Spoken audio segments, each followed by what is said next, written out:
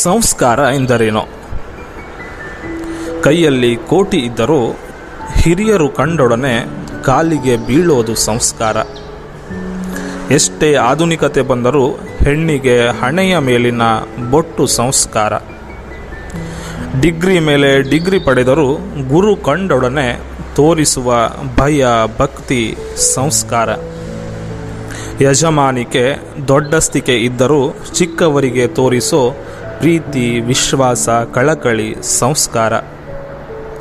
ನಮ್ಮ ನಡವಳಿಕೆಯಲ್ಲಿರೋ ನಯ ವಿನಯ ನಾಜೂಕುತನ ಸಂಸ್ಕಾರ.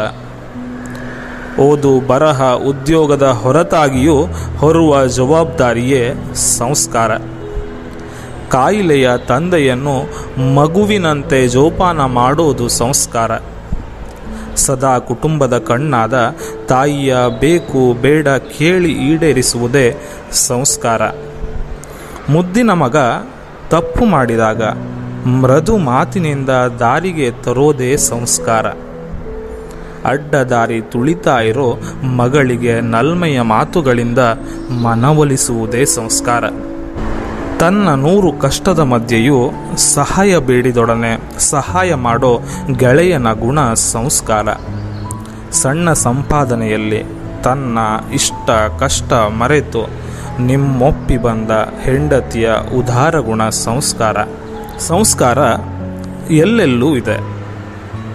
ಅಂಗಳದ ರಂಗೋಲಿಯಲ್ಲಿ, ದೇವರ ಮುಂದೆ ದೀಪದಲ್ಲಿ, ಅಡಿಗೆಯಾದೊಡನೆ ಬರುವ ಘಮದಲ್ಲಿ, ತುಳಸಿ ಕಟ್ಟೆ ಮುಂದೆ ಕೈ ಮುಗಿವ ಕೈಗಳಲ್ಲಿ, ತಟ್ಟೆಯ ಮುಂದೆ ಕೂತಾಗ ಬಡಿಸುವವನ ಕೈಯಲ್ಲಿ, ಹುಷಾರಿಲ್ಲದೆ ಮಲಗಿದಾಗ ಏನಾಯಿತು ಎಂದು ಮರಗುವವರ ಮನದಲ್ಲಿ.